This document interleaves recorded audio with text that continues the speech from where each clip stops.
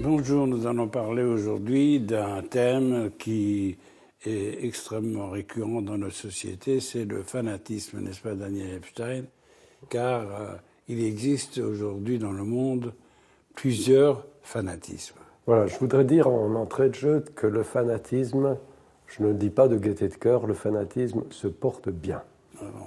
Il se porte très bien. On pourrait même dire qu'il a un bel avenir, je dis évidemment de façon ironique, enfin il a un bel avenir devant lui. Non. Nous avons affaire à toutes sortes de formes de fanatisme, fanatisme religieux, que l'on ose à peine nommer de son nom parce qu'on évidemment s'expose à des poursuites judiciaires. Il y a 1000 formes de fanatisme et je n'exclus pas notre propre religion avec ses propres formes de fanatisme. Aussi bien en Israël que dans la diaspora, où vous avez affaire à toutes sortes de résurgences du fanatisme. Ce qui m'intéresse aujourd'hui, si vous voulez, dans notre propos, c'est d'abord de comprendre les racines du fanatisme, qu'est-ce que ça signifie qu'être fanatique, que veut dire le fanatisme, sous toutes ses formes, parce que ces divergences idéologiques ou religieuses recouvrent en quelque sorte, je l'appellerais, le profil du fanatique. Bon, alors on commence par le premier aspect. Qu'est-ce qu'un fanatique? Alors un fanatisme, je dirais, ça peut paraître paradoxal, mais un fanatisme, c'est quelqu'un qui nous veut du bien. Ah bon? Ah oui, il nous veut du bien.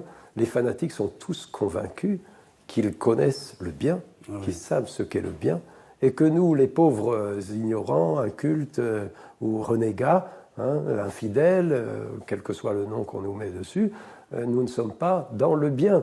Et ils entendent nous ramener sur le droit chemin. On peut penser à des formes dont malheureusement notre peuple a souffert pendant des siècles. On peut penser à l'Inquisition, par exemple. Est-ce que les inquisiteurs ne voulaient pas notre bien lorsqu'ils nous ont fait brûler sur les bûchers? Vous avez ce premier paradoxe, c'est que le fanatique lutte ou milite au nom du bien. Et le fanatisme commence à partir du moment où vous avez affaire à des êtres humains qui ont la conviction qu'ils détiennent la vérité sur ce qu'est le bien. Or, ce n'est pas le cas. C'est un peu la morale de l'histoire du Jardin d'Éden et de l'arbre de la connaissance, lorsque Dieu dit « l'arbre de la connaissance n'appartient pas à l'être humain ». Ce n'est pas qu'il ne veut pas, que le Créateur ne veut pas que nous ayons un certain savoir du bien et du mal, mais dans la mesure de nos capacités humaines, et pas de nous approprier tout simplement un monopole sur le bien et le mal. Ça, c'est la source du fanatisme. Aucune incertitude. Il est dans le savoir absolu, ce qui est évidemment une illusion fondamentale. Aucun être humain ne peut arriver à cette connaissance-là, dans la mesure où elle existe, puisqu'il s'agit de la connaissance du bien et du mal. Ce n'est pas la connaissance des mathématiques, c'est le bien et du mal. Et on sait combien le bien et le mal requièrent de nuances.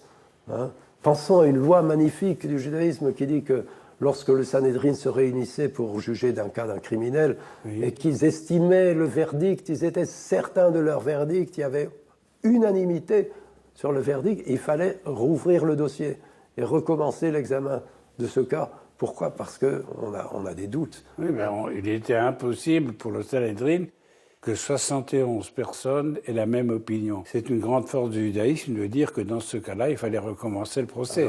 Alors donc, vous touchez déjà notre deuxième point, parce que le deuxième point, c'était de comprendre dans quelle mesure le judaïsme dispose, je dirais, de certaines cartes pour se mesurer au fanatisme. Mais je voudrais évoquer un autre épisode biblique qui montre bien l'attitude de la Torah, puisqu'on pourrait dire la Torah, par définition, devrait être un livre fanatique, puisqu'elle a été donnée par un Dieu unique, qui lui connaît, il sait la vérité, il nous l'a transmise, nous sommes dépositaires de cette vérité.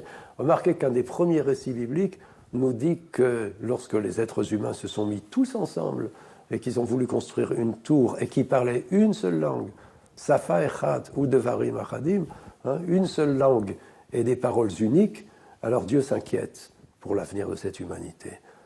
On ne nous décrit pas d'autres fautes. Ils ont construit une tour. Pourquoi Dieu s'inquiète? Il dit, s'ils ont commencé de la sorte, Dieu sait comment ils vont, qu'est-ce qu'ils vont encore entreprendre.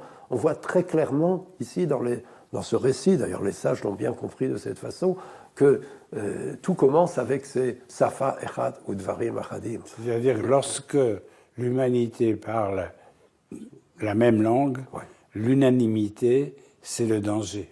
L'unanimité, c'est le danger parce que cette unanimité ne s'obtient qu'au prix de la violence. Il n'y a pas unanimité chez les êtres humains. Lorsque Dieu a créé l'Adam unique, le Talmud fait remarquer que de cet Adam unique va sortir une humanité multiple, et dont chacun est porteur d'un autre visage, donc d'une autre conception du monde, d'une autre compréhension, d'une autre sensibilité. Tout ça, c'est en quelque sorte le remède que Dieu a prévu au fanatisme, c'est la diversité humaine. Mais le fanatisme veut effacer cette diversité. Il veut recouvrir tous ces visages. C'est la tour de Babel qui est le symbole de cette unanimité qui, justement, est dangereuse. Voilà, et on sait que toutes les sociétés fanatiques exigent l'uniformité, pour ne pas dire l'uniforme. Ils veulent des attitudes uniformes, ils veulent une parole unique. Ils fonctionnent tous de cette façon-là, par effacer, éliminer, par la force, éliminer les différences. La tour de Babel, c'est quand même l'expression d'une unanimité qui est dangereuse. Et lorsque Dieu résout ce problème, il le résout par la diversité du langage. C'est quand même terrible de penser qu'il fut un temps où l'humanité ne parlait qu'une seule langue, et que ce temps était justement, mettait en danger même l'existence de la divinité. Absolument. Mais remarquez, ce qui est très intéressant dans cet épisode, c'est que où est-ce que ça se passe? Ça se passe en Babel. Ah oui. Or, c'est en Babel, lieu de la dispersion, c'est en Babel qu'a été élaboré, au fil des siècles, a été élaboré le Talmud appelé babylonien. Si j'essaye d'imaginer un livre qui serait un livre inspiré, un livre religieux, finalement bâti sur la parole divine, mais en même temps anti-fanatique par excellence, je pense au Talmud. Je crois que le Talmud est précisément le reflet d'une société qui doit se battre sans cesse contre cette tentation du fanatisme. Et comment est-ce qu'elle le fait?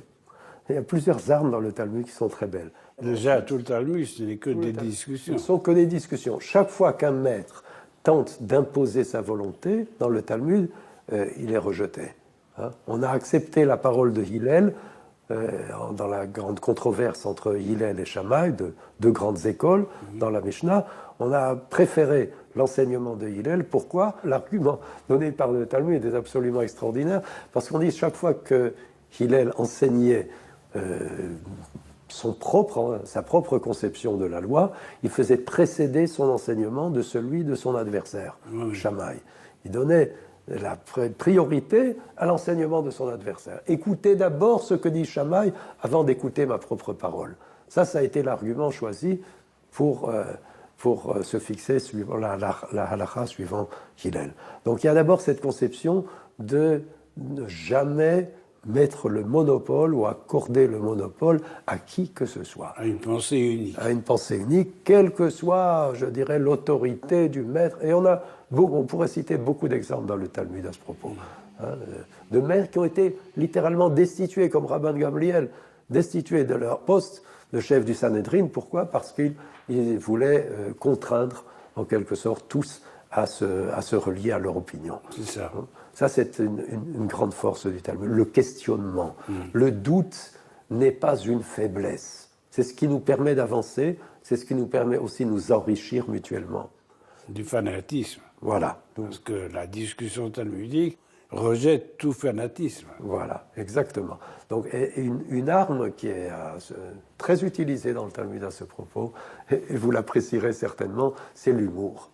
C'est l'humour, ouais. Parce que le fanatique ne supporte pas l'humour. C'est ça. N'admet pas l'humour.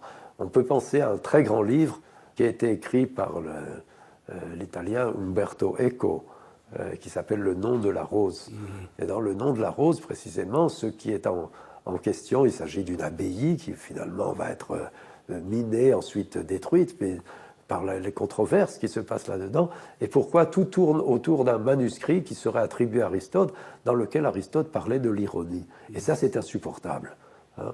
On ne peut pas admettre que ce grand philosophe ait parlé d'ironie. Pourquoi ? Or, chez nous, ça ne peut pas se produire, parce que l'humour est en quelque sorte, je dirais, la substance même du Talmud.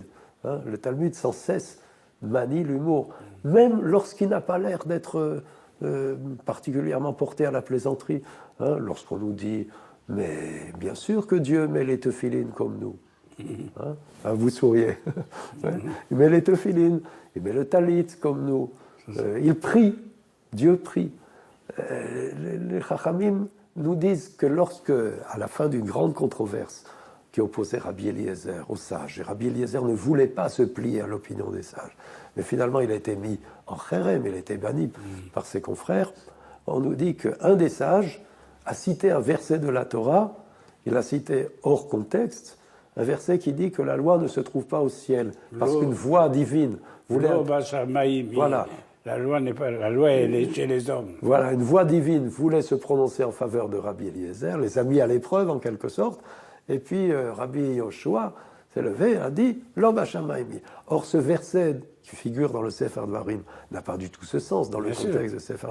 Il veut dire la Torah n'est pas au ciel pour que vous ayez la chercher, elle n'est pas dans les mers, etc. Mais eux, ils ont utilisé ça pour dire la Torah n'est pas au ciel, la Torah est chez les hommes. Alors, un des maîtres du Talmud a eu la bonne fortune de trouver le prophète Élie sur son chemin et lui a dit, mais lorsque Rabbi Yoshua citait de cette façon le texte de la Torah, hein, il s'est approprié en quelque sorte ce verset de la Torah, qu'est-ce que Dieu faisait à ce moment-là?